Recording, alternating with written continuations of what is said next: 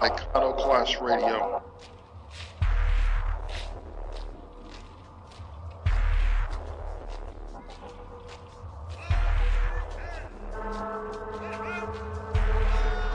Radio business. Because all of you shills, you're in trouble.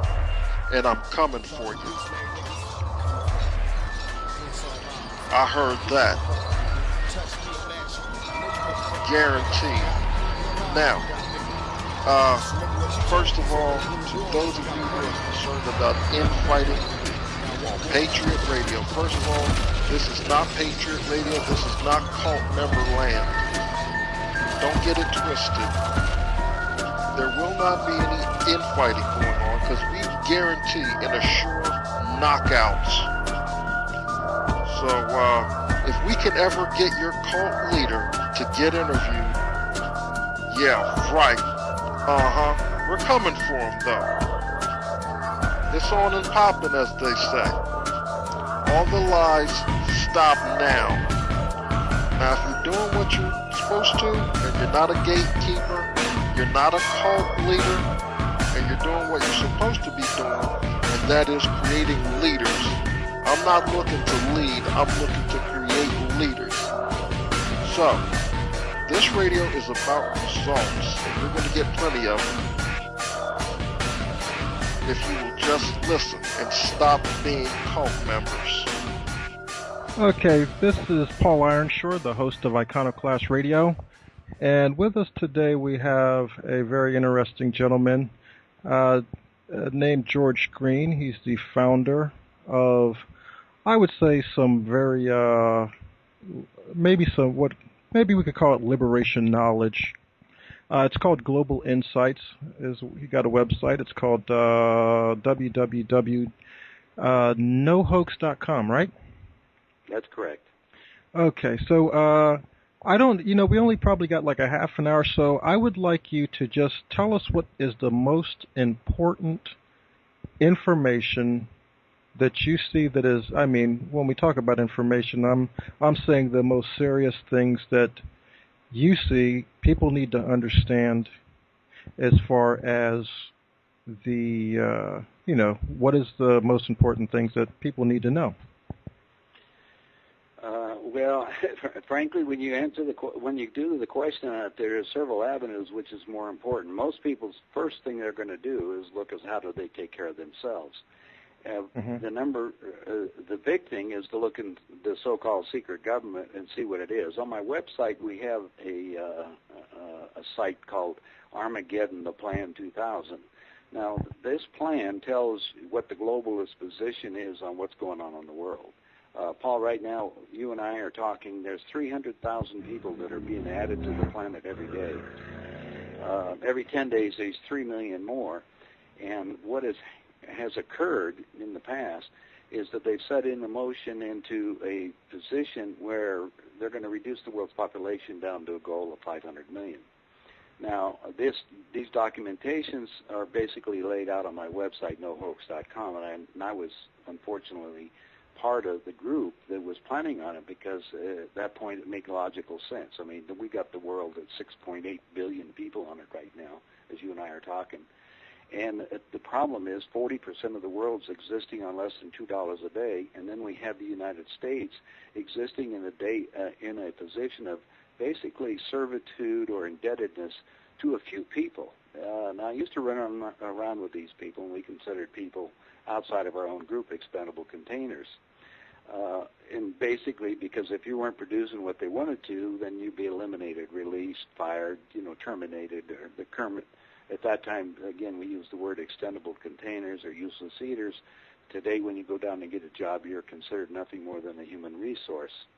Well, that's all well and good to understand these situations, but we also have to understand that it's a huge monopoly game on the whole planet. And basically 13 families control the game. Now, you and I, we were talking about before about the Federal Reserve and how this private bank that most people are getting to aware that it's a private bank controlled by a few stockholders that are basically, you can take David Rockefeller, United States, as the largest stockholder within the continental United States, and you got the Bronfman family in Canada. But it's all controlled out of Switzerland, out of the 13 families, which controls all currencies. Anyway, the manipulation game right now is to collapse the United States. They want to begin World War III. That's for part of their population reduction. That's the reason why you're going to get all of the newscasts and everything else talking about evil Iran. Remember, when we're in a war at some kind, we have to have an enemy out here. For a while, it was bin Laden, and then what it is right now, we got some other non-entity. I mean, the declaration of war says we're supposed to be at war with some country, but we're not. We're just sitting out here in a position of putting forth the game to get a war going, because that's profitable for those guys that are in control. And that's basically the background of World War II, World War I, the rest of them. That's how do they make money? Now, the other problem that we have is another bigger one, is an awakening process to awaken to who and what we really are and what we are in relationship to the universe, because there's major changes that are going to be happening on the planet. I'm talking about geophysical, the weather. You're probably noticing how the weather is changing within your area. Well, this is part of a whole cycle.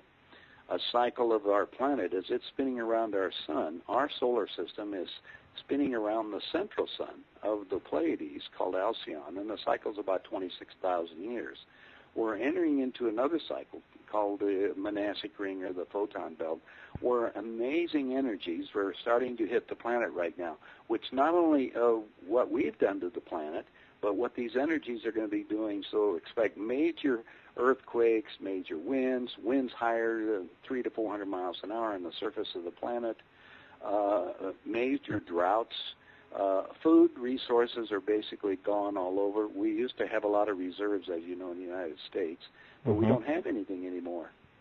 Well, this is what I'm trying to do is go to the next step after that is what we are and what the solution to this is. And because of that, I ended up doing a publishing agreement with extraterrestrials to publish books. They call the Handbook for the New Paradigm. In other words, an instruction manual. Yes. Embracing the Rainbow and Becoming. That's 3 books in this series. Now, the people that are listening to this program, we have a special deal. We have 4 books. We give them all 4 of them for $13.90. They can go to my website and pick it up and basically mention the stuff on it, and we'll see what we can do about getting the information out. Now, the books are available free for downloading by going to my website. So it's not a question of making any money, because we may not have a planet left unless we wake people up.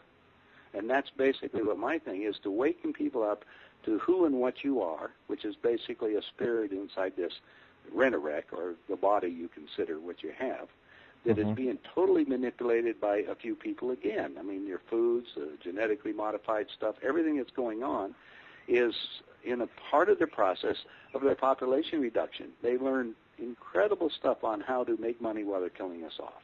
Now, is this being done by the bad aliens, or who's doing this? Well, it's not. No, it's by the bad guys on this planet. The bad guys on this planet, frankly, they don't believe in anything except for what the physical reality is. In other words, this is all there is. I'm going to be in control of it. As Kissinger says, the absolute aphrodisiac is power. So what they do is they put people in position of power, presidents or whatever it is, but they control them all. It's like our Congress right now. Basically, we have 535, supposedly elected officials up there to cover us up, but basically, in the real reality, we have the best government money can buy. And the is that real though? I mean, the best money. I mean, they seem to be doing a bad job. I guess maybe. No, they're all bought and paid for it. I mean, the truth. Every one of them except for Paul, down in Texas, all the rest of them have, in some indirection, been put into office because of them. And it's by either power, greed, or their control on something on their family and the fear to put into it. I mean, I used to run with these guys. The question is, what are they going to be doing? If you look into it, do you think they're representing you? I mean, these guys go up there and they get these huge salaries. They are one term even, then they get a lifetime of that benefits. They're outside of the system. Their medical benefits are outside the system. The retirement benefits are outside of the system. And they don't even really care. Now, the other problem is 1 out of 3 people in the United States work for the government. The government doesn't produce anything. 1 out of 3 people work for companies that are contracted back to the government. So that leaves the rest of us out here supposedly to create enough income from selling something. Remember, our society's been based on selling services, etc., out here, so they can theoretically tax, which goes to cover the government's monopoly game over all of man and what we're doing. Well, meanwhile, because of the Federal Reserve, this monopoly game, they had moved into other countries and themselves and caused the other countries themselves to use our currency, which is a fiat bankrupt currency, as the basis of what's going on. Well, now you're watching, and you get all the TV and all the radio and all the Internet telling you that the currencies are collapsing worldwide.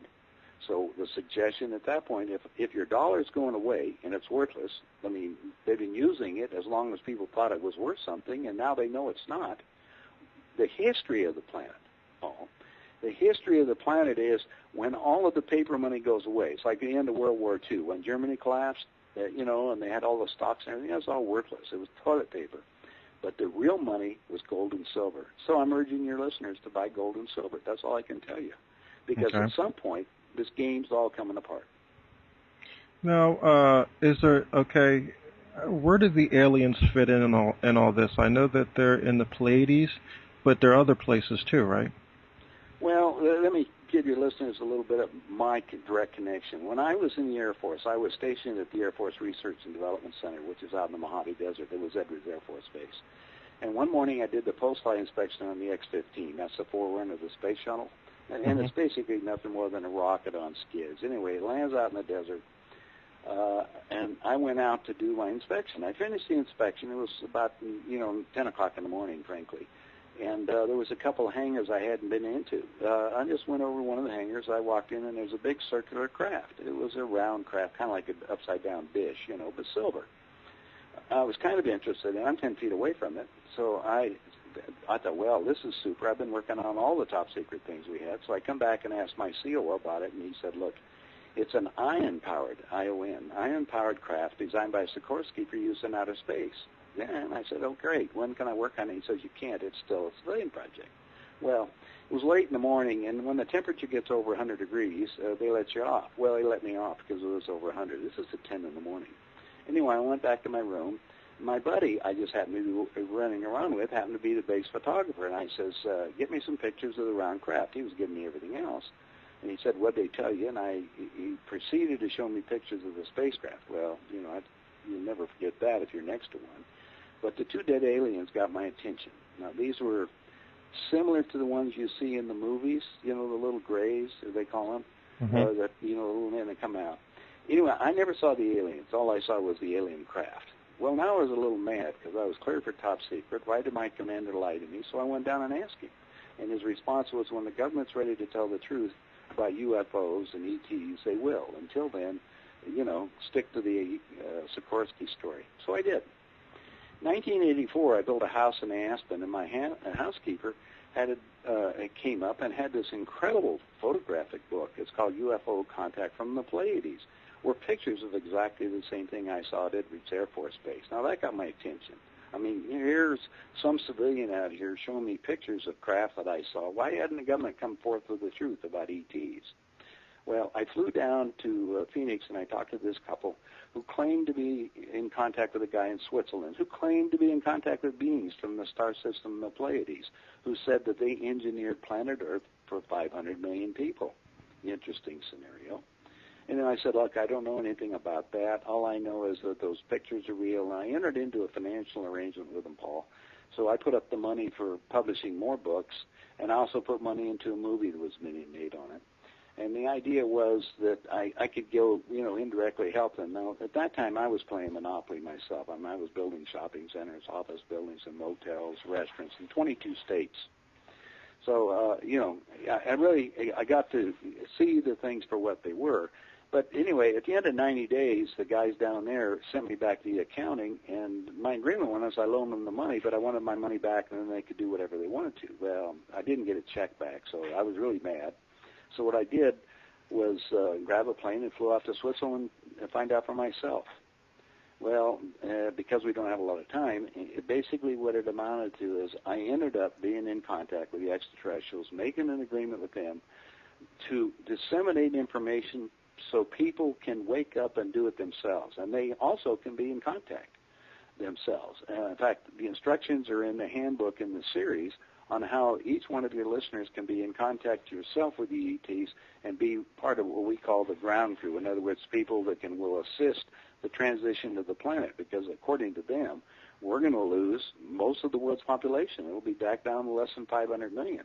Well, the plans that the Plan 2000, which Jimmy Carter put in writing, calls for the reduction of the world's population down to 500 million, but with the meetings I was in, there was only 20 million Americans to be left alive. None in the major cities. Now, the people that can help assist the extraterrestrials, are they working with the government that's helping to depopulate us, or what are they doing? Well, we get two groups of ETs, or more than that, but there's two basic groups. One of them that wants us to wake up what we are, and they will assist us in basically taking care. They're not going to do it for us. They said the history of it, we either deify or crucify the messenger that they sent down. He said at this point, it's a do-it-yourself job. Even Christ says, what you sow, you shall reap. Well, we're going to reap big time. Mm-hmm. And in the books, it explains the process of how we waken up. Are you biblically understanding a little bit about some of this? In other words, I took the word, John 1, it says, in the beginning there was the Word. That isn't even correct. In the beginning was thought. Aren't words thought out loud? Mm-hmm. And if you pray, aren't you putting out thought? And if you're meditating, you're hoping to receive back thought. Well, what the extraterrestrials are telling me that you and I are a product of the thought of the creation. They said above all things is the creation. I even asked the question, well, what's above the creation? And their response back to me was, well, there's still mysteries for them. But anyway, they do have the basic rules of the universe, which are spelled out in the 4th series.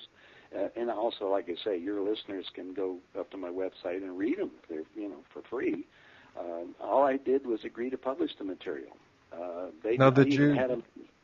You met them, or how does it? I remember you said I became in contact with the ETs, and there's a lot of other people around the world. I flew all over the world to different places. I was with Dr. Antonio Rivera and over in Barcelona, Spain, and he was in contact with a group of ETs that look like us with no vocal cords. They're from the planet Umo. I flew to in South America. There's a group of ETs that look like us, but they're plants. They're basically, their blood is chlorophyll. They were seeing if they could live with us symbiotically because we're we're messing up the oxygen big time on the planet. They would take in our carbon dioxide and exhale oxygen like a good plant. Well, except for we've been spraying, as you know, all the jungles and everything else in South America, and it was affected them. Anyway, they've left. But they did share a cure for cancer. And I got a sample of this stuff. I flew it to Chemotalk's lab. It's in Boulder, Colorado. And we spent a couple days to do the spectrographic analysis on the material. Then I took that analysis, flew it down to Dr. Alan Hynek down in Phoenix. Remember, he was Project Blue Book and Project. His job was a liaison between the ETs. In New Mexico, we got there's several ET bases down there. People can be in contact. You have to give them permission. No. And again, the instructions are in the book. Now, is Hatan still above the earth? I don't even want to go that way because with lessons of discernment, I was a little misled. I'm not saying there wasn't a Hatan, but there was a question of whether or not the entity that was given the information didn't have a lot of its own input into the same situation. And then we start looking for somebody that's going to come save us again, right? Whether it's whatever ET you want to call it. I mean, a lot of people, are waiting for Jesus to come back. So, well, that was never his name either. So it's real interesting. Is Hatan, are you saying that Hatan was, the information, was it correct or it didn't turn out? Or this way, the lady who claimed to be getting the information, Doris Ecker, was claiming to be channeling the information from them at that time. Mm-hmm. I observed her taking books and reading, basically typing down the information, claiming it came from Hatan, if you want to call it that way. But whatever entity was being manipulated, we have many different levels of being manipulated on, so it's a lot of discernment that you must have. It's kind of like the books that we have. Hey, if the truth is not there, throw it away. Okay, but I will tell you, when you read the books a couple of times, you're going to start looking at the world in different colored glasses. That's all I can tell you. No, I just want to understand, because are you saying that the woman was not giving good information, or she got misled, or didn't read it right, or how come? No, I'm saying that she gave a lot of good information out because she got good information from other sources. Mm-hmm. So she wrote it down and gave it out. I mean, there was 9 of the books that were taken word for word from the University of Science, that's in Swannanoa, Virginia, right from Walter Russell's work. Mm-hmm. Those books, she put a different title on them and different things. Well, that's basically plagiarizing. Okay. Now, I agreed to publish the material, and when I ended up being in federal court for publishing books that were under another name, I mean, I got a real rude awakening, because why not give credit to where it came from, rather than saying, hey, Hatton gave it to it. It was here. Okay. Yeah, I didn't know that. And then when you started working at it, they was always claiming to need money. Well, I know for a fact in the court building, because I was involved in that. I mean, they claimed all kinds of stuff, that there was $10 million missing. They admitted they got the $10 million, and why do you think they headed off to the Philippines? They couldn't be extradited. Of course, she's dead now, so we don't worry about that, do we? Yeah. Now, one other question, because people are going to want to know this. I had spoken to the gentleman over there, William Cooper, Bill Cooper, Behold the Pale Horse, and he had actually. Well, Bill and I talked before he got killed. You know, he was basically a loudmouth drunk that got himself into trouble. Well, I did hear from a couple of sources that he did drink, but what he had told me was that you worked for the CIA. Is that true? That's not true. No, it's not. No way at all. I will not deny that I don't that I know CIA people, but I do. In fact, I was a friend of the guy that was in charge of the CIA for Latin America, who flew in 22 tons of cocaine in for Bush and Clinton at Mena, Arkansas, or took helicopters and dropped it off at Zapata Oil Corporation down there when Bush was running the thing, or worked with Ollie North and Poindexter and the rest of them as they were bringing up drugs through Nicaragua. I mean, it's a whole crazy game. CIA, these are all professional liars, so you really have to discern the information you're coming from them. And I consider some of them friends only because of they get paid outside of the normal budgets. They all kinds of do things. And we have professional killers within the CIA. It's a crazy game. What? But I was never CIA. I never worked for them. I was invited into the upper, echelons because I learned how to break banks across the United States. I become very powerful because I would put money into banks, and if they didn't run the right, under the agreement, I'd pull it out and I'd basically bankrupt them. So the Federal Reserve sent a letter out to every bank in the country not to do business with me. I even got a license for selling money, believe that or not. A license for selling money? Yeah. Well, wow. We did that in the state of Colorado. They didn't know what to do with me. The feds wanted me to get licensed. Well, the first thing I had to do is I said, I'm sitting with the state. I said, well, give me the test if you're going to have one for selling money. And then we got the accounting book for the World Bank and the International Monetary Fund. And I'm looking at those, and the first thing you do is look at identifications. You can get copies of it. You can go call the UN and ask them for copies of these books. But they don't have a definition of money even. So, within that structure, then, we had to create something. So, the state decided it was a security. So I became a registered financial principal with the NASD. And I had my attorney set me up, and I became a broker-dealer in securities. And I found out every time I turned around and got another license, it was a license to steal. I mean, the people out here that are buying stocks right now, they have no idea what a big Ponzi game this is. I mean, as an underwriter, I would issue, let's say, 1 million shares of stock, right? Issue them. Now I need somebody to sell them. It's either my crew or I'd get several other brokers that go out and they'd sell the stock. And the brokers are just selling something. It's like a real estate broker, right? All they do is sell somebody else's property. But the guys that run the company, once they got their money, they don't have to pay anything to the stockholders. They don't have to do anything. In fact, the new CEOs of the companies right now, look at them. They get $50 million or $100 million. There's no dividends paid to the stockholders. If people are in the stock market right now, they need their head examined. It's totally a monopoly game that's gone wild. Now, two questions, and if you want, we could continue, but these are two questions that, the first one would be, are you Jewish? And the second one would be, when we talk about the aliens, there's a lot of people, a lot of my listeners are probably like steaming right now. They're like, we're talking about aliens and or extraterrestrials.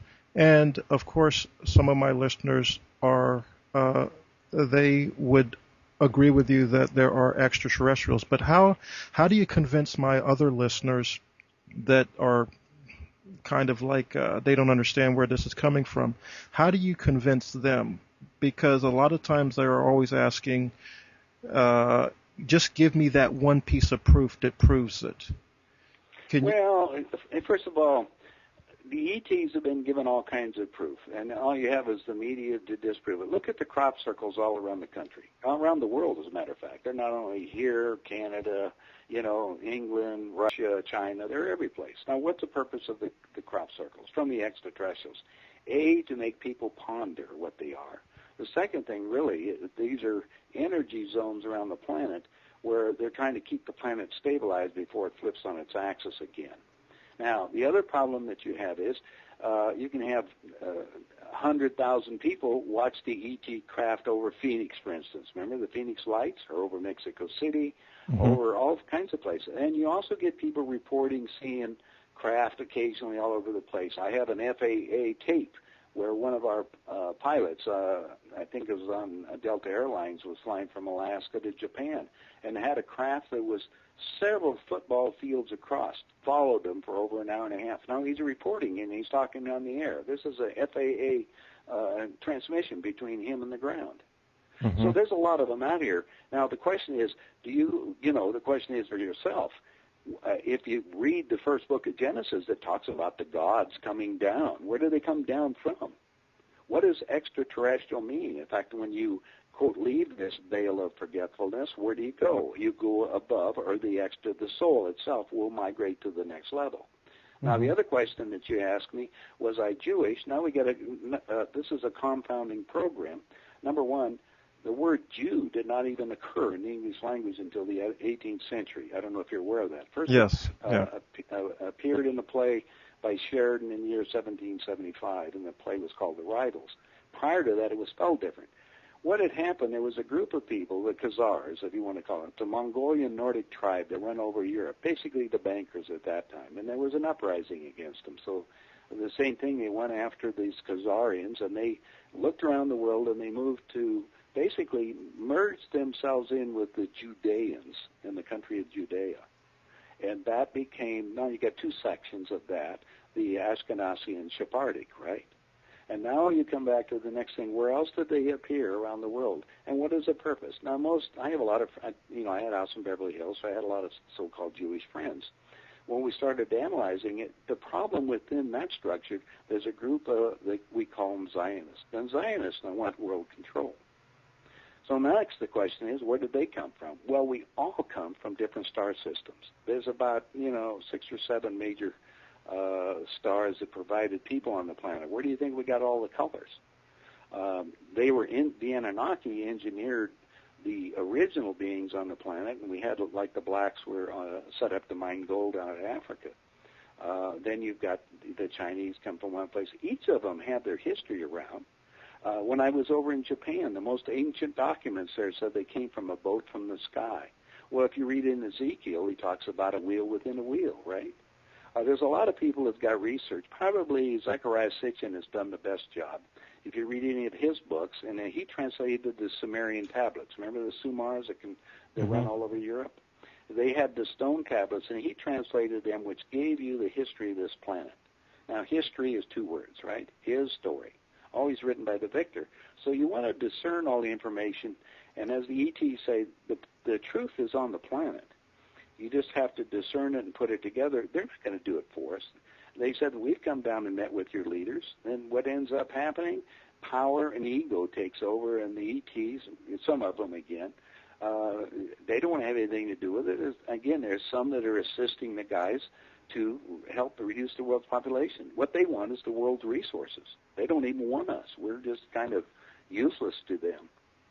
Now, the reason why I asked if you were Jewish is because, there's some people that say there's a Jewish conspiracy, and I have put this off for a very, very long time in my life because it is such a stigma but when you do your research, for instance, you mentioned Zachariah Sitchin. He's a Jew.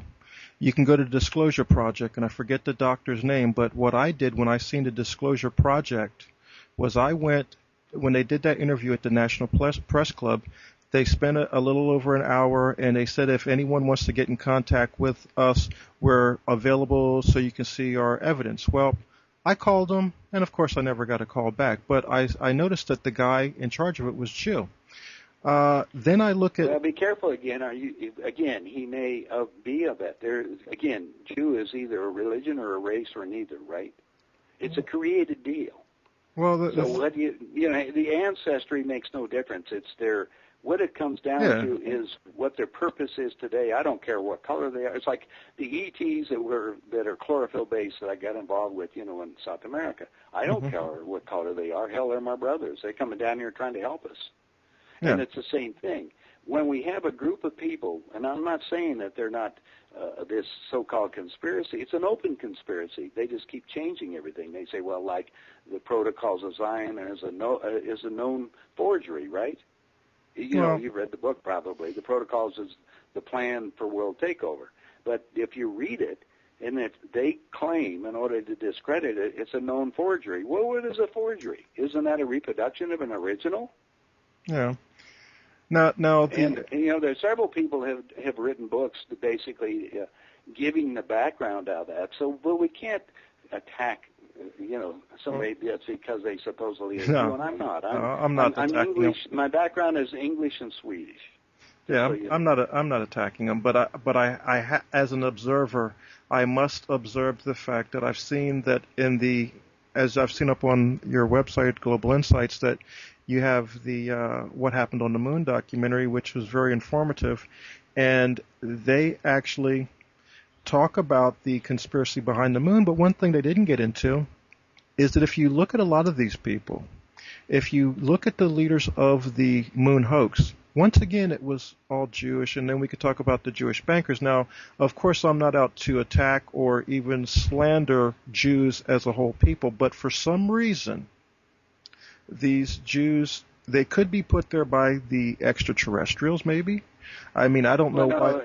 No, I don't go that far. They weren't put anywhere. They just bought into it. Look, Henry Kissinger said this: the absolute aphrodisiac is power.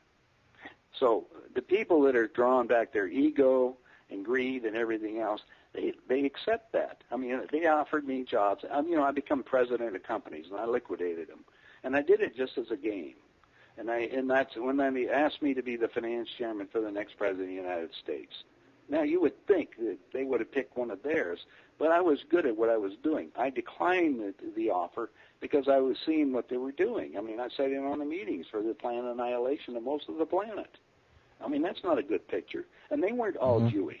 No. They were not all. They were just people that were... There were scientists there was some doctors, everything else that say, hey, we've let this planet, it's out of hand. I mean, you can't stand it. Everybody talks, well, I'm going to send money to this church and this here to that. It's all a waste of time, frankly. It doesn't do any good. If the aliens didn't put them there, I mean, if you just look at history, from the Semitic cults to the Bible to banking to media to Hollywood to UFOs, I mean, why are these people everywhere? I'm trying to get that questions answered, and they're there. I can't deny that they are there. But saying that all of a sudden it turns you anti-Semitic or whatever someone wants to. Well, don't even use that word. See, they create words. Anti means against, right? And Semite, the word Semite comes from the word Shem. And Shem is part of Noah. So it had nothing to do with the so-called Jews. Okay. It's just another in other words, we created something new. And right now in the United States, we probably create 100 or 200 new words every day, right? But then we got to have the Al-Qaeda and all that. Al-Qaeda, who was the Al-Qaeda? That was a CIA game. I mean, all of our military, what are they doing?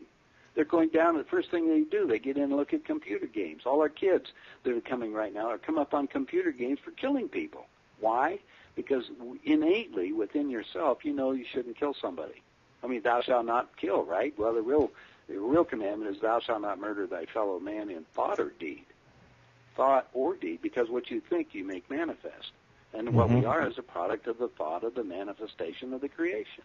Now, whether it's a certain group of people, I was in China. In the military over there, they're not Jewish, they're Chinese.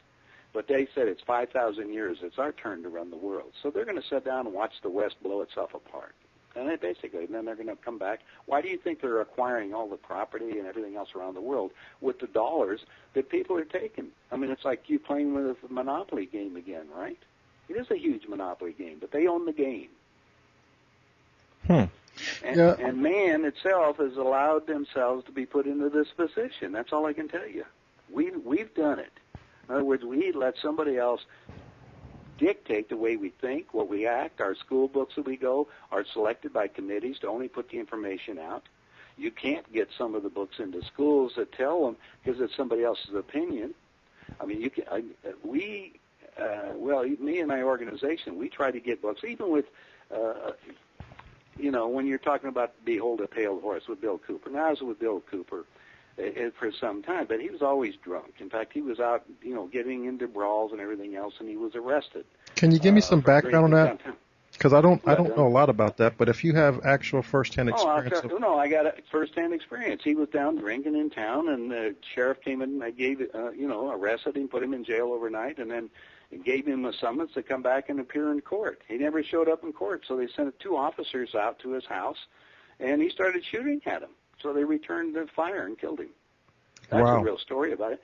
I was sitting with him and Bo Greitz. You remember Bo Greitz?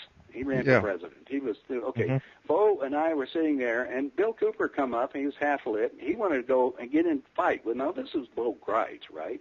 That a heavy Marine decorated. They're going to sit there and fight right in the audience. I'm sitting there looking at this thing. Fortunately, Bo got up and turned around and left the other way, but everybody was looking at Cooper like, what's going on? There's several of them that get there and their ego goes down, and it's crazy. And Bill had a lot of good information. The book, The Behold a Pale Horse, where did he take it? He had the protocols in it. Remember the sign I just told you about? He had a lot of good information on it. But the same position, you can't go. You have to be responsible for your actions, and he wasn't responsible for his actions. And yes, he did get killed, but he did it to himself.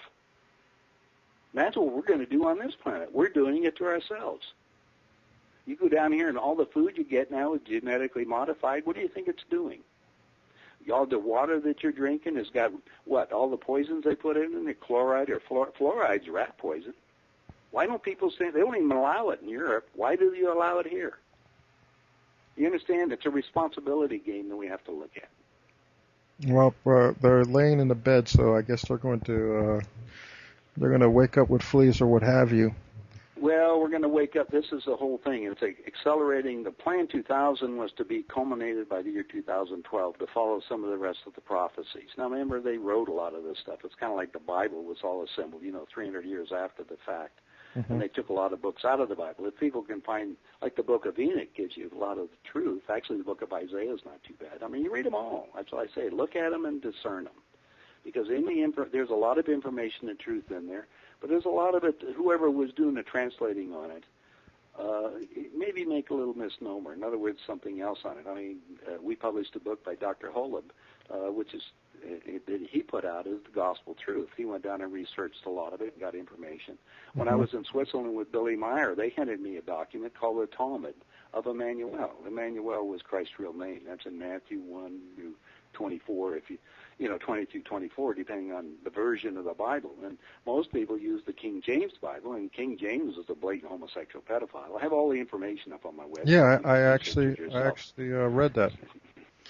Well, when you start looking at all of these things, you have to, what belief system are we set up?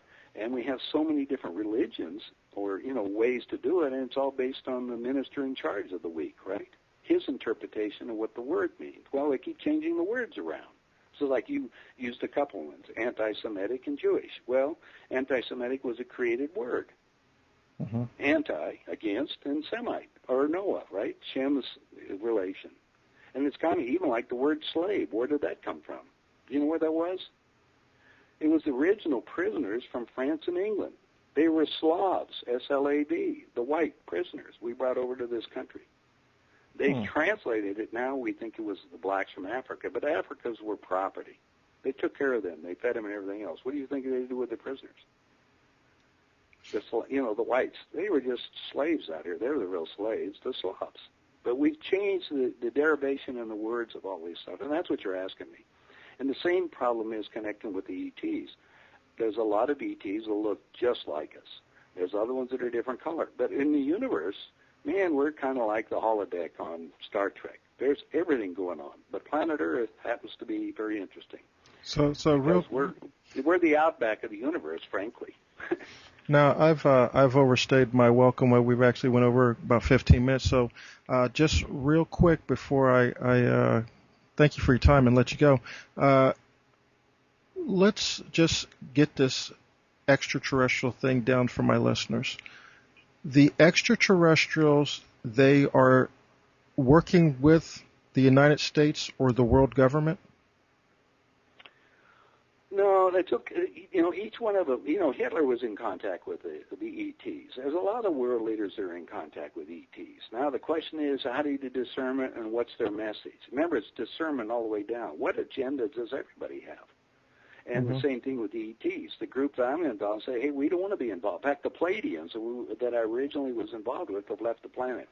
They said that basically they don't know if we're going to make it through or not. So after they left, then I became in contact with another group who were above that. They said, we will give you information. This is a do-it-yourself job. You're going to do it. He says, we're not going to come down here, and we're not going to take you off the planet. If we did, you'd trash our planet in half the time. We know how to get rid of a planet, don't we? Mm-hmm. So I can't tell you that each one of them, and, I know people that were even, Carter saw E.T. craft. Was he directly involved with them? I don't know. I haven't got any. I do know some other government leaders have been in contact with him. I mean, you can start doing the research on Hitler and see all his connection. Where did he get his saucers, and where did he get all of his power? I mean, he's unbelievable with all his connections. But that won't come out for a while. This is all stuff we have to look at later anyway. But anyway, I urge your listeners to go to my website, NoHoax, NOHOAX.com, and read the special message for you or the Handbook of the New Paradigm. It's free. Just read it. And if you read it a couple of times and things to start happening, you may be, basically you're given permission to contact you, and welcome to the ground crew. That's the people that are going to be here on this planet. They're going to be part of the remnant, and that's only, I'm saying it, is only because my last message says there's too few of the ground crew that is awakening to make any substantial difference to what the ending of the story that's set up, and that's basically collapse of everything that you and I have been taught. Well, Mr. Green, I really appreciate you taking your time today, spending with us and informing my listeners about the coming extraterrestrials. I got to tell you, I don't think there's extraterrestrials on the planet. I asked you a few times to give me a direct evidence, but it's always back to the Bible, hearkening to this one and that one. No, I never talked about that. There's direct. What kind of physical evidence do you want? You travel to Aztec, New Mexico. There's a base there. You can watch the craft come in every night. Well, you know what? I've heard that many times, but I'm waiting for the video camera. Everyone seems to have forgotten the video camera. Why do you go down and do it yourself? Why do you want to? Videos can be taken care of. Go down and see yourself. My friend owns a big ranch down there. Him and his wife lay in the water every night and watch the craft and go right into the hill. Really? Yeah, this happens. You can go outside of Portland, Oregon. There's some guy out there that brings people in every year. They have a deal, and they bring the craft down so everybody can see them, and they have videos on them.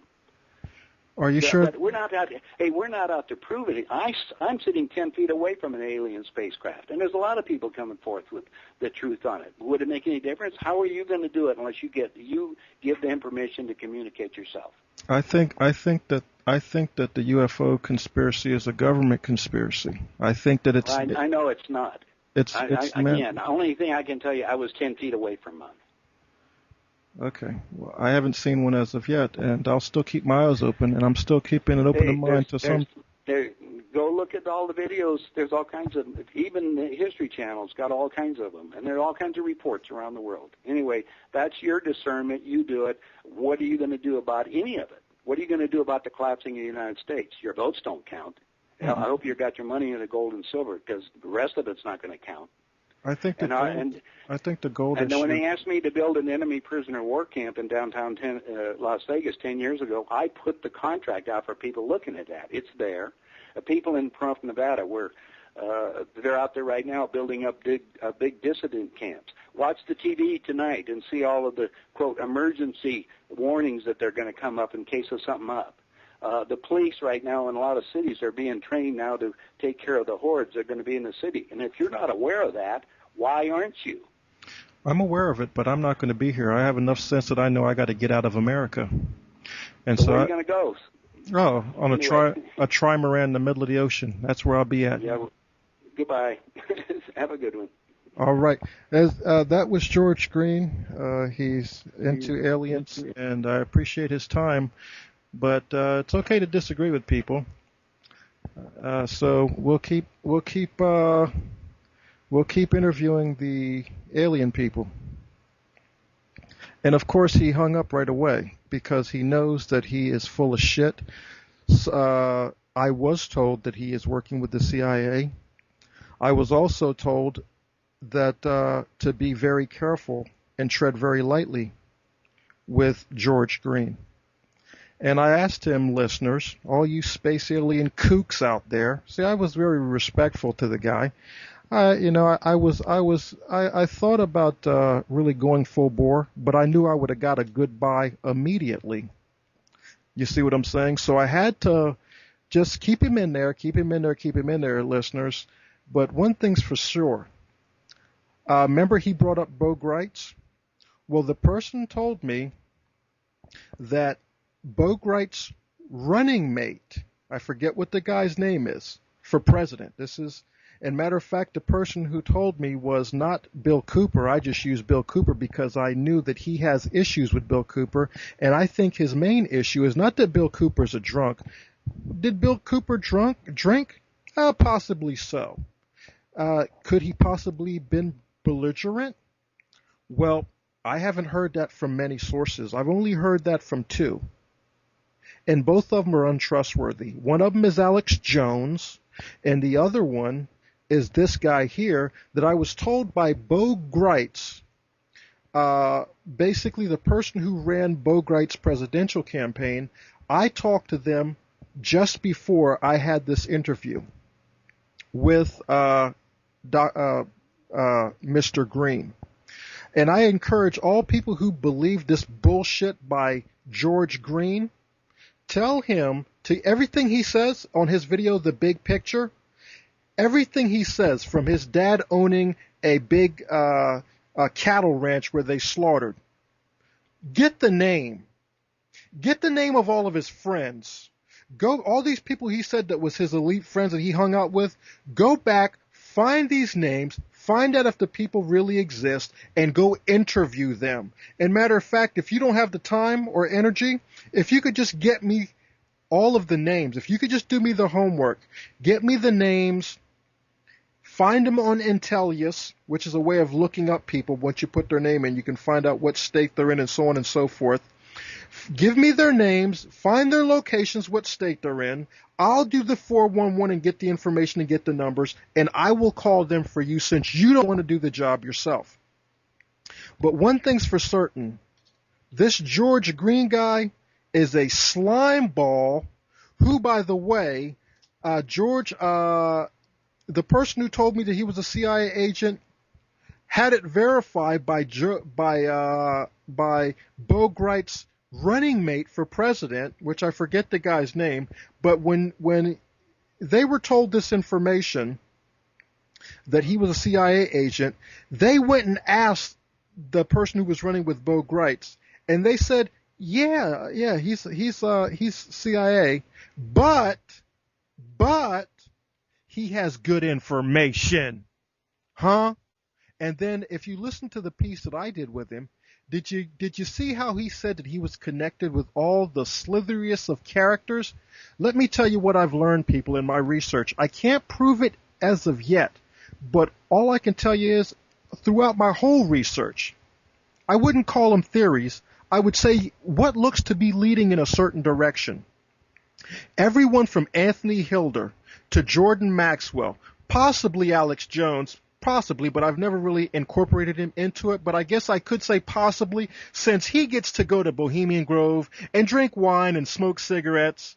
And of course, Statmiller says, well, on the internet, it says that both of them, Statmiller accuses Alex Jones of doing drugs, and Alex Jones accuses Statmiller of doing drugs. It's just hearsay on the internet by someone who says that worked with these individuals said that these are what they're saying. So all I can tell you is this: George Green, this guy's a fucking idiot. Okay, he's untrustworthy. And did you notice that once I didn't agree with the alien story, he said goodbye? This guy's a straight cover artist. If someone doesn't agree with what I have to say, I'm going to get it through their thick skulls that what I'm saying is the truth. Not this guy. He knew that he messed with the wrong one, and I wasn't an agreeer of this information. Now, fuck him. Fuck the CIA. The person did tell me to tread very lightly with this motherfucker. I do need to be very careful dealing with people like that. But I'm going to continue to tell the truth about these slime fucking balls. Anybody that thinks there's fucking aliens, if you ain't got no proof, man, you're a fucking idiot. Okay? If you don't have something substantial that you can come with, I don't want to hear about. I asked this guy about at least 3-4 times about fucking. I asked him 3 or 4 times about give me some, that one piece of evidence that proves aliens. This guy says he's in contact with them. What are you getting, fucking dreaming up shit in your head?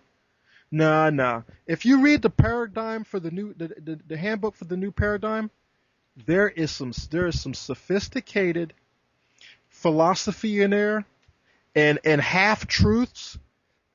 And being a person that is nowhere near slow, I can tell that the guy I just spoke with, even though he is a fantastic liar, he did not put that together himself. So all I can tell you is this guy, I would encourage all my listeners to take this George Green and his video, The Big Picture, and just go through it. Just go through it, and everywhere where he says that it's proof just because he said so, try and document it. Have you noticed that he always says his dad owned a slaughterhouse, but he never said, look here, if I'm trying to convince something of someone, I'm going to say my dad owned JB's fucking slaughterhouse, and it was located at 5237 East Howard Drive, blah, blah, blah. You don't get none of that from this fucking guy. It's all believe me because I fucking said it.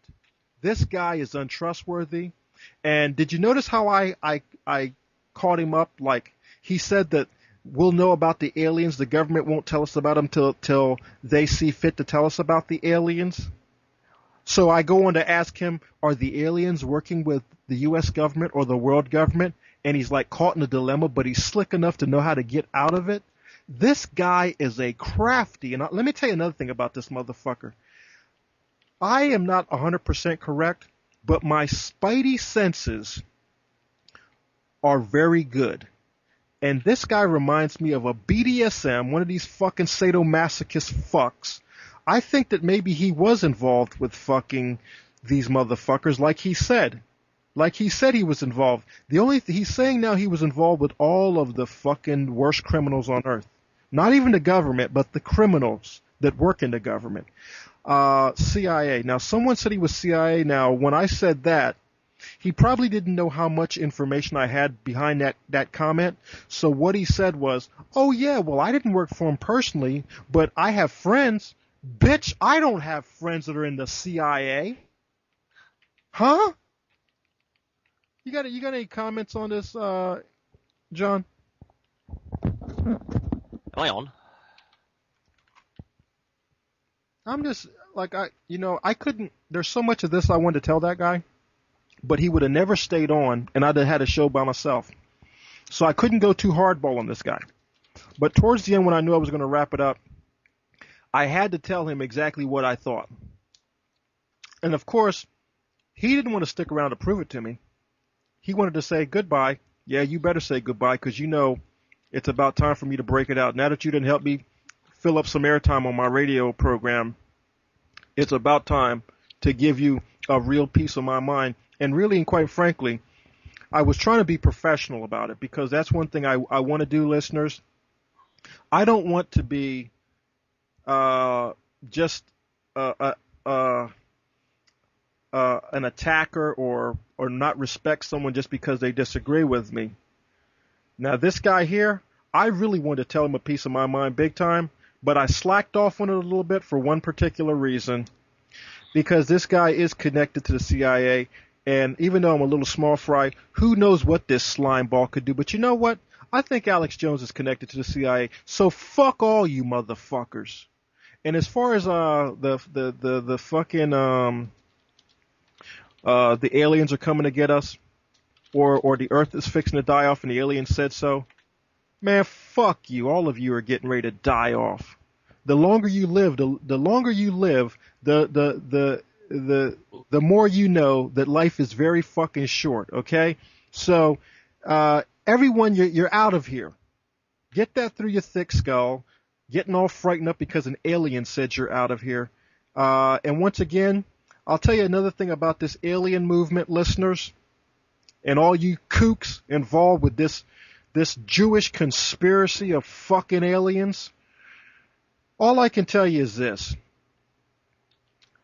The alien agenda is the same agenda as the religious agenda.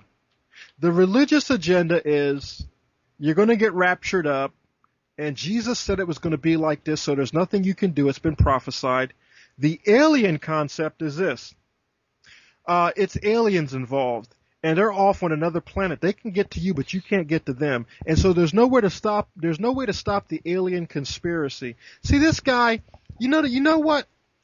With alien people, see, I couldn't have a show. Unfortunately, I knew, because when I asked this guy for an interview, I knew from talking to him beforehand that he was very suspect on anyone that disagreed or was not going to be a believer. And so I didn't present myself as a believer, but I did bring up words like Project Camelot. What a fucking crock. So just by bringing up Project Camelot, he probably thought he was dealing with a dummy. And so I said, yeah, I seen you on Project Camelot. I seen your video. So he was probably thinking, he said, aha, I got another fucking sucker. No goddamn fucking proof with this alien shit. And once again, it's another neutralizer. The alien position is a neutralizing position. You can't do nothing against the global conspiracy of global enslavement, depopulation, because of fucking aliens. You see what I'm saying? And if you just spend the time, listeners, to listen to this interview that just went down and just talking to any of these people, nothing they say makes sense, because it's like, okay, the aliens are working with the government, right? Right? The government knows all about the aliens, but they won't tell you about them. But the aliens are not working with the world government. Huh? What fucking sense does this make? People, the only people this kind of shit works on are cult members who want to believe in fucking aliens, even though they've never seen one. And to all you people who say you've seen a fucking alien, hey, listen, there's people out here saying they've seen Mother Mary. There's people out here saying they've seen Jesus. There's people out here saying they've seen the Loch Ness Monster. There's people out here saying they've seen fucking Bigfoot. Huh? That isn't enough for me. I need evidence. Not fucking I said and I seen it and they told me so believe it. And I got one thing to say to all of you. Fuck all you that go by that shit. Because you're fucking ridiculous. And you're nothing but someone in the way. And to anyone looking to get this problem solved, Just knock these fools out the way. Don't give them too much of your time, and let them know that they're fucking ridiculous, quite frankly. But guess what? That won't change their mind because they're fucking idiots. Did you notice? Here's another thing, people. This guy. I'll just shut up. Do you have anything that you want to add to that, John? Yeah, I'm on. Yeah, you pretty much covered everything. Yeah, he was just right ridiculous. I mean, the Green family is a famous mind control family. The Green name is the name that the Mengelas gave themselves as the cover story. Like Mengele was in Joseph Mengele, or Mengels. The one who worked in the death camps and did the experiments on children. He apparently had collected blue eyes. See, like blue-eyed boys or whatever, and did experiments on twins. He had a thing for Geminis. The Gemini project and stuff like that, all that top secret projects that came out of that. Yeah, so the Mengelas apparently changed their name to Green when they moved over to America. So I mean, anybody with the surname Green is automatically suspicious, and everyone I've ever met who's got surnames Green has always been sort of like a mind controller. Basically, Well, yeah, he's definitely got an agenda. And another thing about this guy, to all my listeners, to all you fucking idiots out there that actually buy into this fucking alien trash, all you have to do is go listen to George Green. It's from a script. When he talked to me about aliens, he didn't talk to me about personal experience. When you're talking personal experience, you don't use the same scenario every time you do a fucking interview. Yeah. There's nothing different. It's a fucking script. So if you just there's nothing spontaneous. This guy is a slime fucking ball of the highest order. I know that Thick Skulls will still tune into that trash. There's so much more. There's so much more I wanted to talk to him about, but I knew I couldn't go hard on him. Like this fucking slime ball, he used to have a newspaper called Contact, right? And then I don't know if you were in on when I was talking to him about this. And see, he didn't get into details, but I'll let you know about it, listeners. Yeah. Earlier during the interview, I asked him about, is Hatan still above the earth? And see, what he said is he tried to dismiss Hatan. He said, I heard that bit. Yeah, and it actually brought a lawsuit. Well, here's what he was telling people back then. He was telling people that he was in contact with now he's trying to blame it off on a woman. No, at the time he was saying that it was him that had contact with the aliens on a spaceship called Hatan. And Hatan was a big, gigantic mothership that had enough room for everybody on planet Earth, 5 billion people. So Was it painted red? I mean, Hatan, isn't it just obvious? Hatan is Satan. That's what he's talking about. The big spaceship. He's talking about Satan's body. You change the H to an S. It's just hilarious. I could hear him doing the mind controlling crap on trying to do it on you, but on the listening audience. And Hatan is like, Shaitan and stuff like that. It's all related because he actually enunciated the name incorrectly several times. And but to summarize, my opinion on space aliens and stuff is they're just another form of demon. Well, that's what demons are. Space just means out there, like space. You've got space all around you.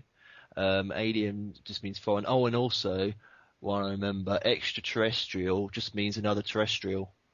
I mean, you can look that up. That's just English. Like, if you want an extra cup of coffee or you want an extra donut, that means you get an extra, another donut. So extraterrestrials. You see, it's all a big con job. This whole alien agenda. It's a con job on your intelligence. That's why the CIA is so involved with it, because the Central Intelligence Agency.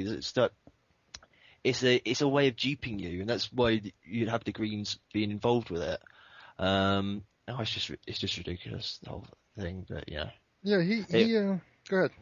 No, it was just hilarious listening to crack out all this old crap that I've heard at least 20 years. Like the one about the aliens are all around me sort of thing, and you should just come over here, come over to this like really obscure place that's really well known for child trafficking and white slavery. Yeah, we'll have you abducted. Yeah, come over, and it's like all these space aliens. Yeah, not one of them has a camera.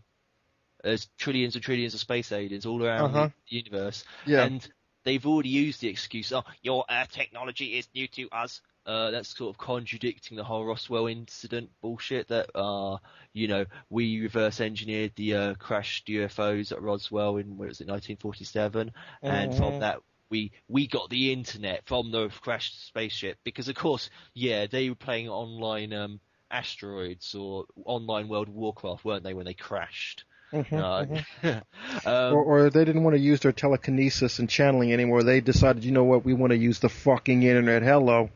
Yeah, and even then, like 50 years later, even with trillions and trillions of aliens from different star systems and billions of star systems, they still can't build anything. They haven't. When was the last time you've seen a floating building or a floating anything? It's just a fucking joke. And none of these aliens can use YouTube either. It's obviously too complicated for them. And none of the witnesses to these aliens can use YouTube. It's all a brainwashing program. You're supposed to believe these space aliens, and it's a really popular thing with gays as well because they know what they're doing is wrong sort of things. They got this big moral issue with it, and so it's like, the aliens don't mind. The aliens coming here to rescue us. It's like the whole fucking gay Jesus Christ and how it'd be like soft on the homosexuals and stuff. And it's just bending everything to suit their own little because they can't accept what they are and what they do. Because they're weak. They'll invent a whole galaxy of like plastic monsters that will benefit them, like in Star Wars and everything else. Well, speaking of homosexuals involved with aliens, we could talk about Marshall Applewhite. He was the guy that was the guy in charge of Heaven's Gate cult. Yeah. Okay. Now, his follower, one of the followers that survived, said that he was a homosexual and that he was either in conflict with his homosexuality, and so he made up this whole alien story. Now, this is not from me. This is from one of his followers, that he made up this whole alien story to basically justify his homosexuality or whatever. Yeah, sexual orientation, yeah. Yeah. And also, because it's even in the Bible, homosexuals should be denied the kingdom of heaven. So that's obviously going to give them a few complexes and hang-ups over the years. So, sort of from that perspective, from like a religious perspective, obviously they're going to invent some sort of savior thing that's saying, no, it doesn't matter. Because, the word heaven also is from the heavens, the skies. So it's what it actually means is homosexuals shall not be allowed to colonize space. I mean, I'm using their own fucking thing on them. The whole thing with the aliens and stuff, it's levels of intelligence, like military intelligence. As you go up them, you gradually find out more and more about it. As you get to a certain level, there's like, space aliens exist. Then you get to another level, and it's like, there's so many races. Then you get to another level, and it's saying, well, this is all bullshit just to distract the populace. And then you get to another, and it goes on, and you just end up with like, it was all bullshit anyway, just big mind control program. It's just like fucking evolution. It was 1 million years, and it's 2 million years, and it's like 5 billion years, and 100 billion years. It's the same thing with this alien. Now, this guy told us, right, that there's aliens. You just need to come out this way. They sit in the fucking hot tub, right? They sit in the hot tub and see aliens all fucking night. Now here's another thing. You see a lot of things if you do enough LSD. People. It's no different. It's no different to having we're having an amazing party. You should come over. And we're not going to provide you many details. Just come over. Now, another thing I've noticed about the alien connection. Now, a lot of your listeners, when you find the information, you find what I'm saying is true. Please, I want to compile this documentation. But another thing I've seen about the alien agenda. Now, mind you, I told you earlier that I think and I suspect that this guy is one of those BDSM sadomasochist types. And the reason why I say that is because before I actually thought about what I just thought about, I never made the connection, but he just looked like what the kind of, I assessed him to that. Just being able to just look at him. Sometimes you can just tell things by looking or hearing or seeing. Yeah. And he came across as a person that would be involved with that. Now the interesting thing is, my personal experience has already been that not only are homosexuals involved with this UFO phenomenon, there is a big population of elderly people. It seems like the older you get, the more you fall into aliens for some reason. Yeah. But another thing is, the BDSM sadomasochist group, I'm telling you, I know 2 of them, not because I practice, but because I just know them because they were different. I didn't know they just looked to me as being different because being in New York, people look differently, and just because they look differently doesn't mean that you don't talk to them. But after I talked to them, I gave them a 9/11 DVD, and then we started talking. I found out that they were into aliens, and they listened to Coast, which is another bunch of crap. Yeah. But the thing was that here's another case of 2 people involved in beating each other and bondage and sadomasochism. And it seems like, remember you were talking earlier about that the aliens could possibly be demons? Yeah, or spirits. Because, for instance, Aleister Crowley, he contacted Iwas. There's sort of joke about that bit. Anyway, yeah, Iwas was a demon who also looks like a space alien, and basically they sort of like drew that all out of that, and Blavatsky, and of course Aleister Crowley and Blavatsky. Well, you might not know Blavatsky so much, but they were both real sexual deviants. I knew that Crowley was. He was a big one, and you're saying that Blavatsky was also sexually into weird things? Yeah, sexually deviant. I'm not sure what exactly, but she was either a guy or bisexual, or I've heard she's a guy, she's bisexual, and she has no genitals, so sort of like a Lady Gaga of her time. Okay. So I don't really know, not having studied the autopsy or seeing the corpse, and I can't actually say one way or another. But there was so much suspicion about her, and it was sort of covered up with the literal gay beard, because she married that guy with the beard. She might have had no genitals at all. I don't think she had any children. That's about it. All I know about it. Just like a whole bunch of rumors. But there was definitely something odd, because that's why the rumors still persist like 6 years on. Well, the thing is, people, all the listeners listening, I want you to know something. There is, just like as many of you have found out, that the world is not the place you thought it was.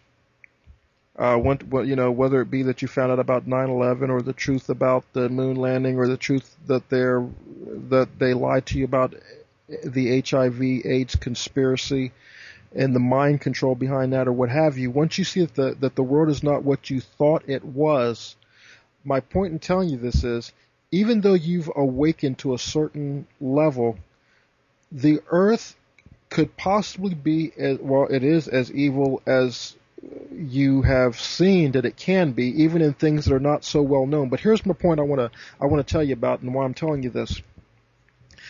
I'm going to do a PowerPoint presentation. It's going to be my first legitimate documentary or lecture. But this is a piece, I'm not going to cover it too extensively, but to all my listeners who hear this, if you come up with something that I missed out in this particular facet, please send me the information and make sure I get it, because it's important.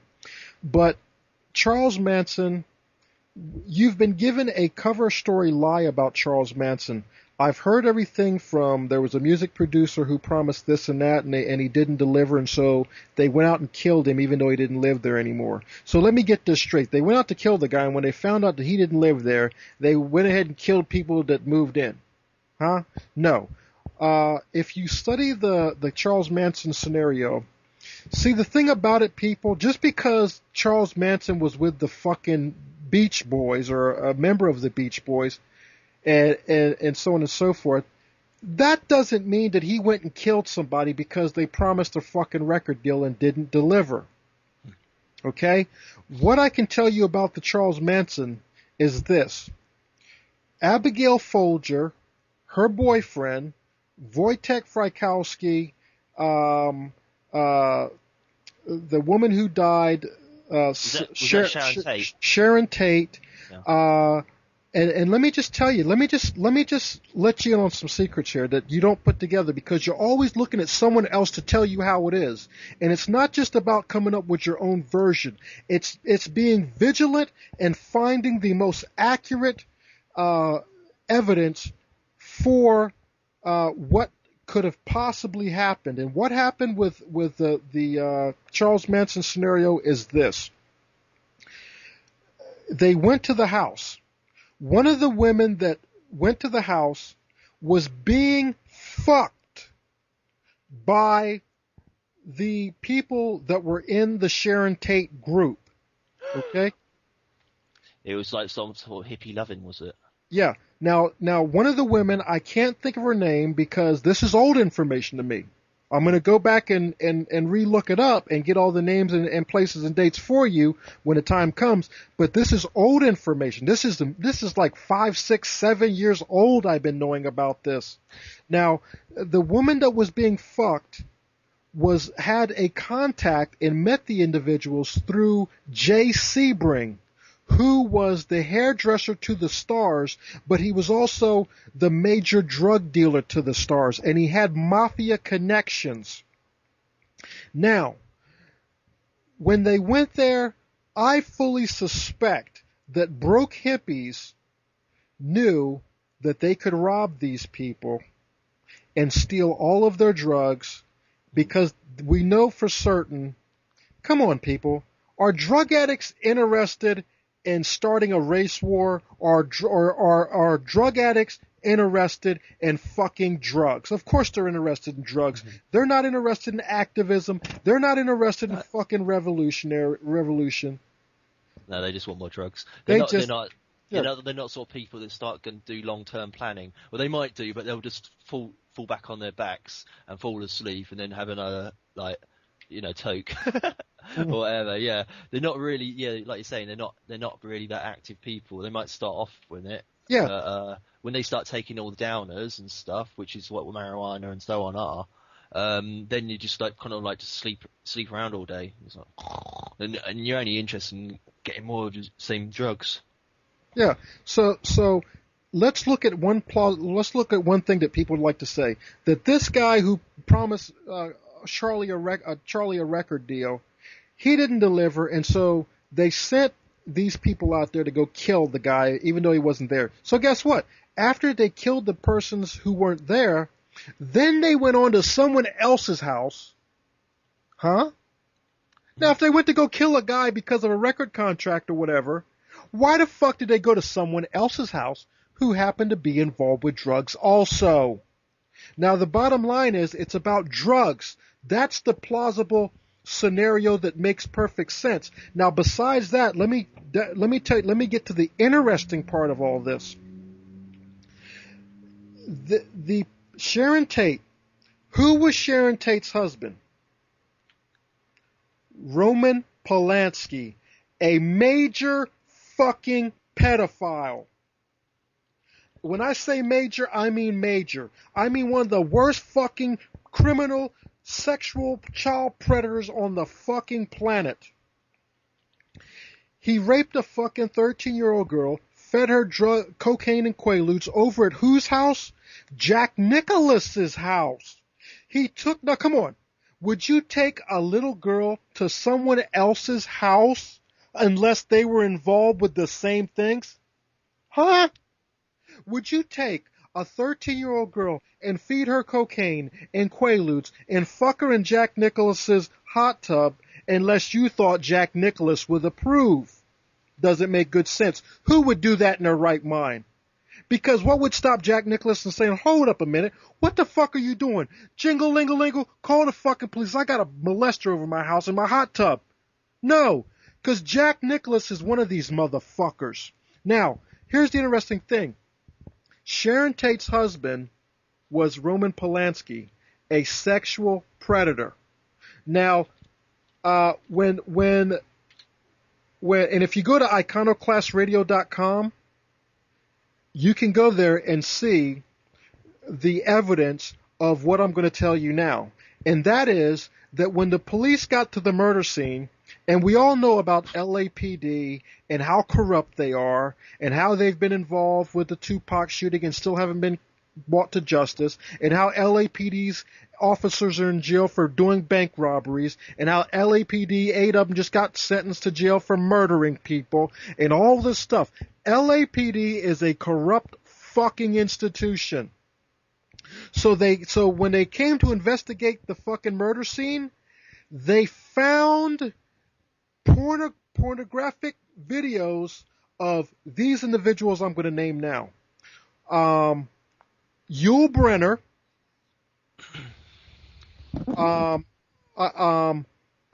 the other guy is Warren Beatty. Keep that name in mind, Warren Beatty. Now they also said, now this is from a person that actually seen the tapes. They said that Sharon Tate was having sex with 2 black men, and by the way, they said that the police officers really had issue with the fact, because of course they all love their movie stars, and when they found out that Sharon Tate was having sex with 2 black guys that were homosexuals on the videotape, they really had a problem with that. And so what happened was Yul Brynner was on the tape, another Steve McQueen was on the tape, and by the way, if you remember back then, if you do your homework, what you'll remember is this, is that Warren Beatty and another guy with him, I got to go back and do the research, but I remember, I seen it on YouTube, they were on television giving out a $50,000 reward for anybody who could find these people. Now think about this. Why would they be putting out a $50 reward, and what is it such a big interest to Warren Beatty? Let me show you the connection into the 21st century. Now, if you go back and study history, you'll find out that this is documented, that these people were involved and that they had these videotapes that they were trying to get $250,000 for, the LAPD. Now, they must have got the money because the tapes are no longer available, but here's the interesting part. Before we even found out about what I'm going to tell you now, this information was already out on Warren Beatty. So let's look at Warren Beatty in the 21st century. Let's go to Madonna's Truth or Dare. Do you remember Madonna's Truth or Dare? The documentary? I haven't seen it, no. Okay. Well, Madonna has a documentary that she did, I think, in the mid-90s or maybe, probably the late 90s, somewhere around there. She did a documentary. It's called, I think, Truth or Dare, I think it is.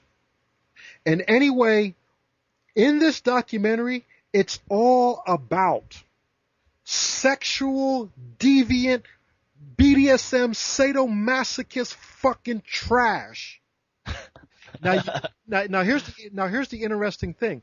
She has gays loving, and by the way, when the documentary came out, she also has a book that I forget the name of the book, but it was just called Sex. I remember it, yeah. Okay.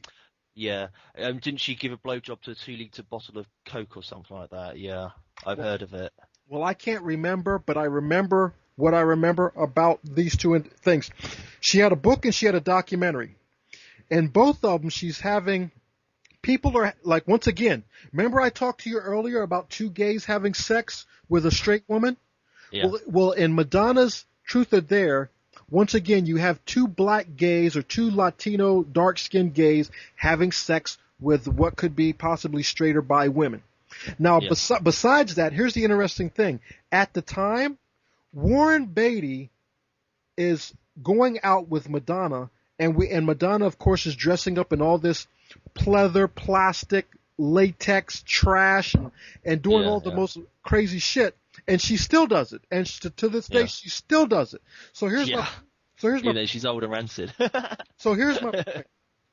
If you go back and study history, you'll find out And by the way, there's a woman named May Brussel. She was one of the first conspiracy theorist women. She actually did interviews on this also, and I have to get those interviews. She actually died of cancer. She was probably murdered because she was really exposing a lot.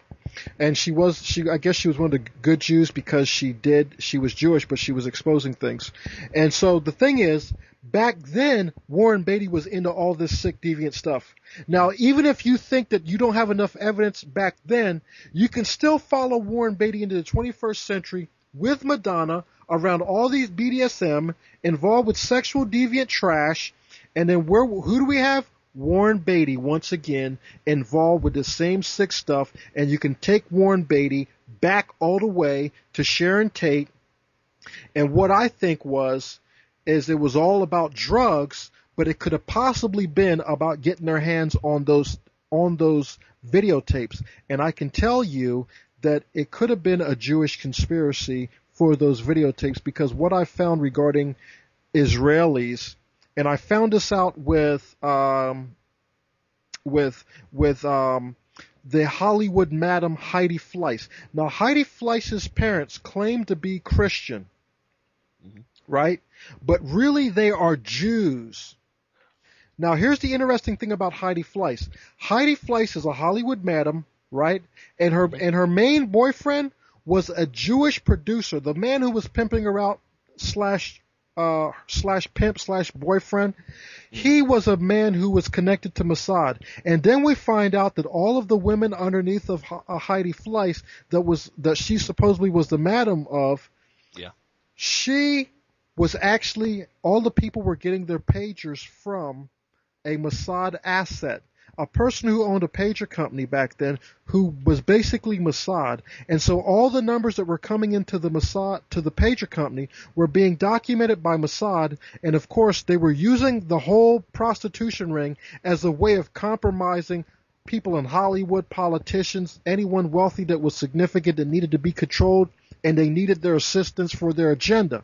And then Heidi Fleiss's dad, I think, if I recall right, his name is Paul Fleiss.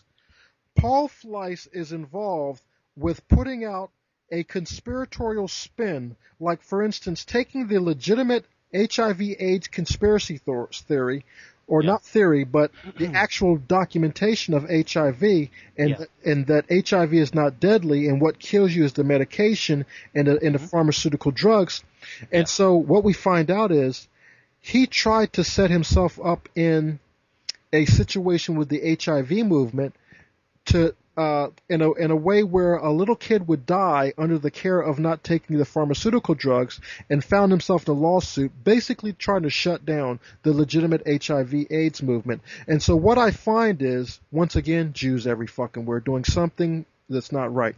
So not saying all Jews are bad. I'm just saying that, once again, this is the facts. He was doing that in order to prove that you'd die if you didn't have the pharmaceutical drugs. Is that right? Basically, not just that. Basically, the drugs companies then. Basically, two things. The kid didn't take the drugs, so he died, and so now we got to make sure people take the drugs. And on the other hand, we need to destroy these movements. And quite frankly, I don't want to make a whole show out of that because it's about aliens today. But my point is, going from aliens to BDSM and showing the connection.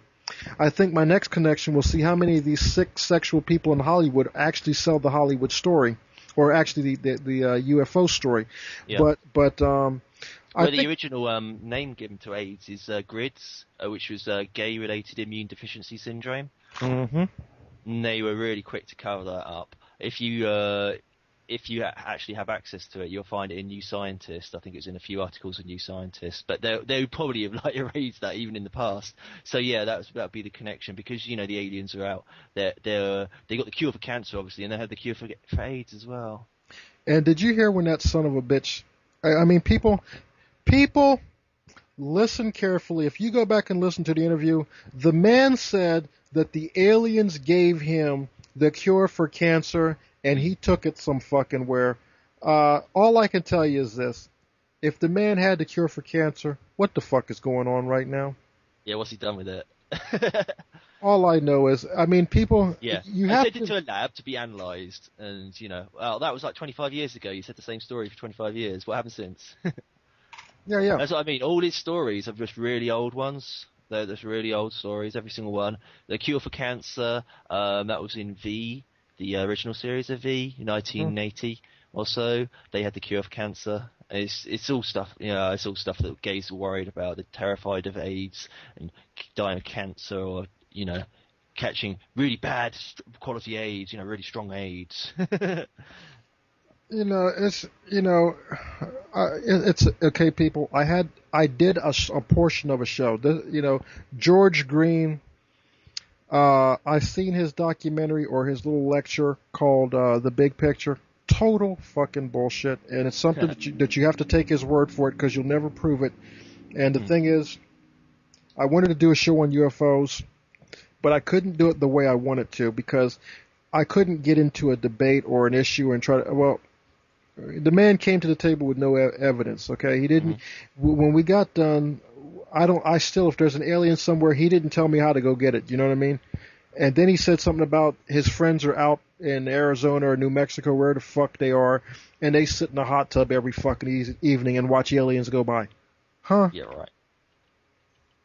I mean, how did we get here, man? I mean, how did we get to a point where people will even accept this nonsense? Is it just because they know something's going on and aliens makes the most sense to them, even though they have nothing to go on? Mm-hmm. And another thing I've noticed about George Green, now in his documentaries, he doesn't like to talk about spirituality or really the Bible. I noticed that he likes to talk about the Bible when he thinks he needs to use the Bible as a way of drawing Christians over to the alien agenda. Oh yeah. He's got the Catholic Church now backing him up as well. The Pope said, "Oh, space aliens are our brothers." It's just ridiculous. There's a little hidden agenda going on there, I think, somewhere. See the story you have to keep on adding in more aliens, okay? Yeah. When you ask the question, bring back the aliens. Yeah, the aliens. I asked him a question: is the aliens working with the world government? Now he knew that. First he said they're working. He said that the government has all access to aliens and that they get their information from aliens. And now, well then doesn't that mean that they're working with the world government? Well, of course it does. But he doesn't want to answer that question because if he says yes, then you can say, well, do the aliens agree with the planned death camps, and do they agree with people being tasered in the streets, blah blah blah blah, all the sort of like terror stories that you hear about in the truth movement. And he doesn't want to be associated with that, so he's got to be really evasive. But it's stupid. I mean, it's like, yeah, they love the world government, yeah, of course, but they're really kind and nice, yeah. But they agree with depopulating the world, yeah. Well, see, I'll tell you another thing I've noticed about these people. It's never, well, of course you're never going to get that. Now, if we're getting down to debates and stuff about aliens and we're trying to talk of real, legitimate, intelligent discussion about whether the existence of aliens or not, he's going to want to hear my questions. No, he didn't want to hear questions. He wanted to just push basically a script across and I basically gave him like 20 minutes to prove whatever he was going to try to prove, and of course he never did. And it's it's unfortunate that I had to actually spend a day talking about aliens. And really, I think at the end of the day, it might be a little fruitful, but overall, you have to be far gone to even be thinking that there's an alien on the planet, man. I mean, especially if you're thinking there's an alien on the planet, at some point you got to have something that makes good sense. And so far, I've not found any spaceships. I haven't found any aliens. It's just total bullshit. Well, the only fruitful talk you can have about space aliens is contrasting it with anything that's actually meaningful, because like the very nature of talk about space aliens means that you're not grounded. You're not down to earth. You're not grounded. That's why we have those phrases. You've got to be grounded in order to take electricity, voltage, and the human brain and stuff. The electrical nervous system runs on voltage. So and charged, like mentally charged, like you got like a little bit of electricity that you produce naturally. So if you talk about space aliens, you're just floating around in space. You know, you just there's no positivity to it at all. Yeah, so you've got to balance it by being down to earth. But these people can't handle it. They can't handle it at all. You know, it's like Stuart Swerdlow was asked on The Edge Radio by Daniel Lott. You know, he was like he started going on to his rants about aliens coming from deep underground military bases and all this, and Daniel Watt was interrupting him and saying, "Oh well, I hear this stuff all the time. Where's the evidence? Where's the photos of these underground bases? You know, you know, Stuart Swerdlow is quite big in his own world, or whatever, and he's got a lot of contacts in Hollywood and stuff. According to him, I've got nowhere checking over here in England, but yeah, he just went fuck off, Stuart, didn't he? He's like this bigwig." You know, is his answer. The guy's like 50 years old, you know, and he's supposedly like, you know, super intelligent, and he's been doing this stuff for 20, 30 years, and that's his answer. It's a 2-word answer. Well, they never produce. You got to take them at their fucking word. And guess what? Another thing I've noticed is the people, they want to take them just as their word. They don't want to go fishing to see if there's any real evidence. They really want to have this kind of information. But you know what? I have another person that may want to be interviewed regarding this alien stuff, and his name is Bob Fletcher. Have you ever seen any of his work? Bob Fletcher, somebody steals arrows. Or steals the markets from arrows. No, I haven't, no. Yeah, Bob Fletcher is another one that claims that he has contacts, and he's another one that said he had contacts with these fuckers, the you know, intelligence people. I definitely want to give this motherfucker a call, man. He called me earlier, and I told him I'd call him back because I was getting ready to do this interview. But I gave him an email yesterday, and he contacted me back immediately. And you know, I was thinking to myself, you know, I might want to give that guy a call, but it would be good. I like doing the spontaneous interviews, but spontaneous interviews only go good when a person wants to really answer your questions and they're not going to be evasive, and actually you're dealing with someone that's got some facts or whatever. Yeah. But yeah. Oh, another thing is on the Aleister Crowley thing, IWAS means I was. It's one of the sort of jokes with the English language. Is different ways of saying things and reading things gives you the actual secret of what it's about. So what he means is I was a space alien sort of thing. It's just an alternative personality of his. You know, like when you see videos of people going into trance and they give you these deep secrets that aren't actually meaning anything. It's just them. Mm-hmm. It's just them talking, like from a different. Well, if you need the physical explanation, like talking through a different part of their brain or whatever, or basically in a different part of their anatomy, like out their ass. But yeah, man, fucking that really was a waste of time. I will post that up just because at the end of the interview, people, you know, a good thing about that interview, people are going to be shocked because at the end of it is when I just tell him that I don't believe a goddamn thing, basically what you're saying. Well, that's it. Yeah, it's the whole contrast that makes it worthwhile. I mean, it's not like on a coast to coast where you're just like, okay, random spooler, just spoolers. Yeah, I mean, I'm not trying to do another Ed Sullivan show where I just have a bunch of fucking fruitcakes come on and fucking talk about what have you and whatever, and you're into space aliens, you're into fucking this and that, and I just come on like Coast to Coast does. They just let people come on and say, oh, really? Yeah, you can walk through walls? Wow, okay. Yeah. I'm surprised they don't say, we've got democracy here. You know, put it all down to democracy, yeah. That's why we let they talk shit, yeah, it's because we're in a democracy. Yeah. I'm gonna go ahead and call this guy Bob Fletcher right now, and I'm gonna see what he says. So just hold tight, and when he answers, I'm gonna. You too. Thank you. Bye bye. Okay, you ready, John? Hey, yeah, John. I'm back. Okay. Yeah. Anyway. I missed the beginning of it. Was it funny?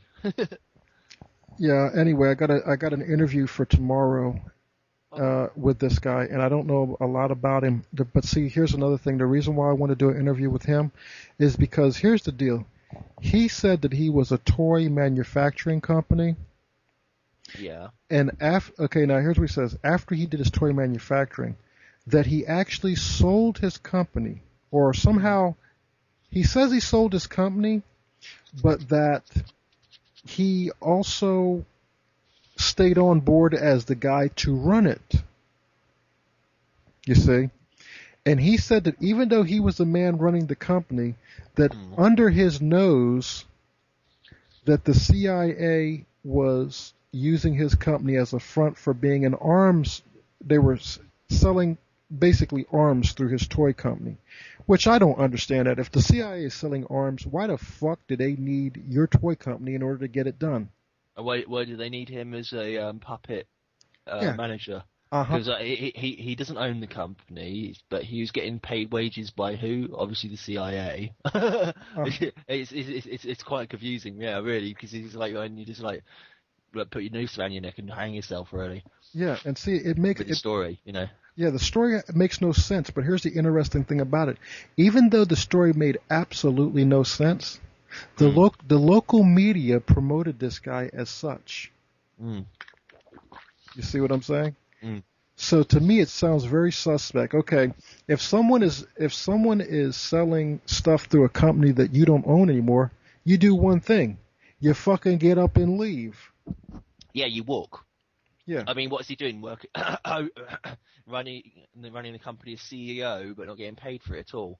I mean, why bother? You train somebody up, and you get like get paid a shitload amount to fast track somebody up to do your job that you were doing. And if you got like moral issues and you want to check on your company, you come in once in every while and you make sure you're paid, especially if the CIA's footing the bills. I mean, why not? I don't know. It's not like they don't have enough money themselves. It's a bit weird, isn't it? It's a strange story. Yeah, it doesn't make any sense, but I'm gonna get to the bottom of it, man. So that's tomorrow at 9 a.m. Okay. That's he's gonna want to do a show, and I'm gonna go ahead and put it down. I gotta do some research because I have no fucking clue what I'm gonna ask this guy. But I kind of like doing it off the top. But sometimes when you do it off the top, you're like you can get stuck or end up talking about things that absolutely really are fucking not what you want to do. But I kind of like that thing. If I could just learn how to do that very well. Yeah, I probably update it today at some point. And tomorrow, there's another interview for tomorrow. And I'm going to go ahead and I'm going to schedule another interview if I can find a person again.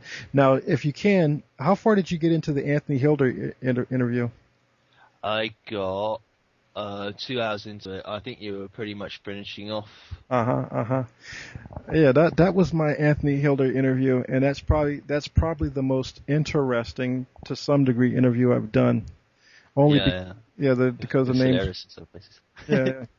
Yeah, that's what I like about it, and that's the kind of radio I want to bring. I want to bring like the radio, but like a behind the scenes radio. You know what I mean? Like when people think they're going to break and they're off air, I want to keep them on there. You see what I'm saying? Yeah. And run right through that. Yeah.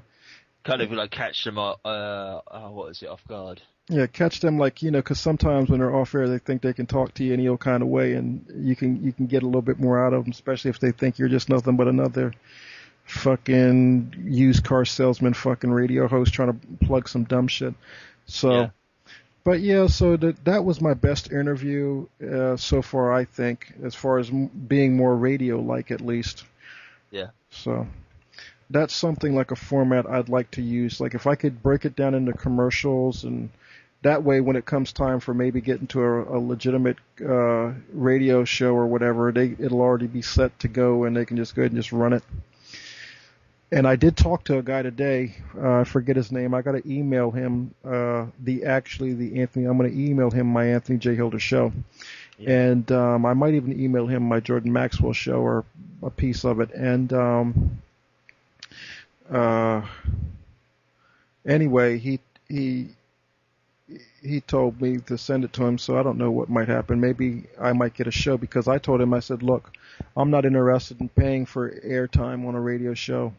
I said, if someone's got something for sale and I feel like selling it, I'll promote their product a little bit, but I'm not interested in paying for airtime. I basically want to get on fucking someone's network and do what I do. And I don't know if there's going to ever be any money out of this fucking radio shit. It would be nice if I could get some dollars out of it, but it's possible. It's possible, but then again, I don't know how much money it would be. I mean, I think it's it's possible you can get some money out of it. I mean, that's why I don't do too much radio. I do radio, but as you can see, I haven't done a lot of radio interviews, even though I kind of did 2 already today, just because I needed to just start doing some more because I've been slacking off. But really, what I want to do is just not necessarily do it every day. I mean, but just whatever I do, I'd like it to be something worthwhile that someone would want to listen to. I don't want them to just be like, oh, it's another Alex Jones show today, so I'll tune in just for the fuck of it.